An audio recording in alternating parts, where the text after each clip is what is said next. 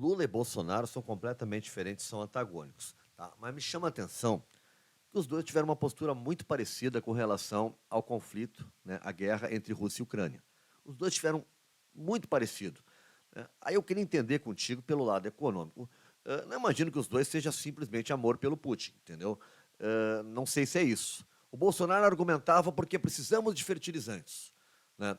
É questão econômica que o Brasil não se alinha, não toma uma posição clara sobre o assunto?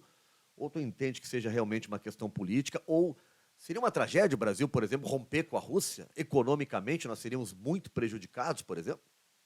As perguntas de vocês são muito boas. Eu acho que são motivos econômicos, mas eles diferem no prazo, no curto, no médio e no longo prazo. Eu acho que o Bolsonaro tinha um objetivo econômico muito curto-prazista, né?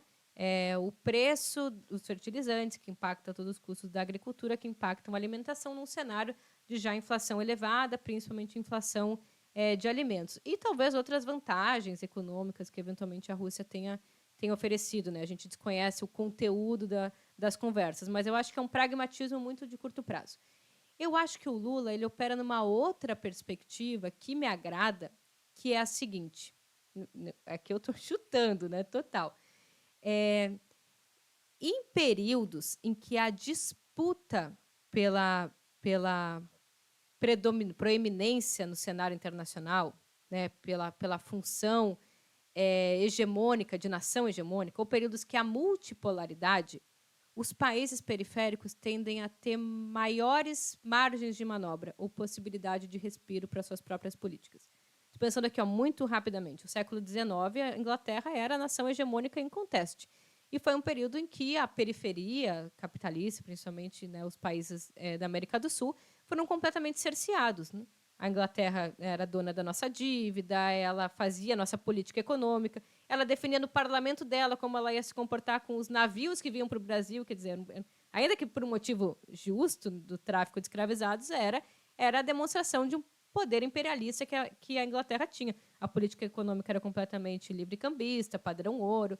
O período em que o Brasil mais se desenvolveu e que deu salto na sua capacidade produtiva, industrial, foi justamente o período de 1914 a 1980, que teve uma grande disputa na geopolítica, seja duas guerras mundiais, uma guerra fria, todo o período de reconstrução europeia. Então, quando as nações centrais, hegemônicas, estão muito preocupadas com elas próprias ou com se estabelecer no cenário internacional, elas ocupam demasiadamente o tempo uma da outra com elas próprias. E isso nos permite a possibilidade de surfar nesse conflito, de ser pragmático, inclusive barganhar nesse conflito. Eu acho que o Lula ele pensa que o enfraquecimento da hegemonia norte-americana é importante. Então, o enfraquecimento da OTAN, o enfraquecimento dos Estados Unidos, a perda de centralidade que o dólar também está tendo em função das próprias sanções econômicas, a derrota militar dos Estados Unidos, né? É porque eu acho que essa guerra tem muitos elementos de guerra de procuração, assim.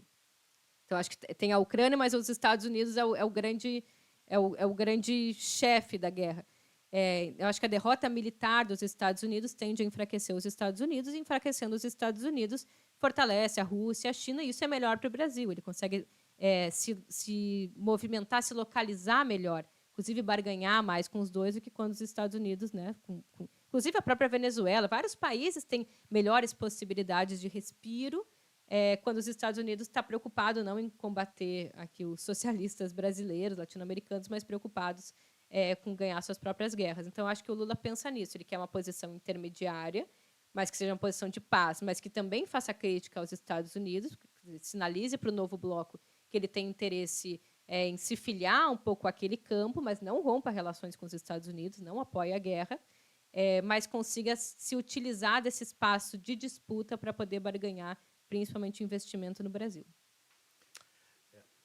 Só ainda sobre isso, Germino, mas o Brasil junto à Europa, mercado como o europeu, né, os próprios Estados Unidos, mas a Europa, essa toda que está num bloco fechado contra a Rússia. Como é que o Brasil se posiciona? Não perde negócios também com a esse... Europa está muito protecionista. Inclusive, quem não está contribuindo para o apoio do acordo Mercosul-União Europeia é a própria União Europeia, que agora inventou mais umas cláusulas típicas de não assinem, porque é um absurdo. Né? Inclusive, assim, mesmo que levando em consideração a questão ambiental, são medidas e regras muito superiores ao Acordo de Paris, por exemplo. Que eu acho que parece coisa assim, ó, não assinem. Porque da pandemia para cá, o protecionismo europeu aumentou muito. E eu acho que, assim como no pós-Segunda Guerra Mundial, a tendência é que eles se fechem muito mais em comunidade. Então, acho que o Brasil está entendendo que da União Europeia não vai sair o seu principal parceiro.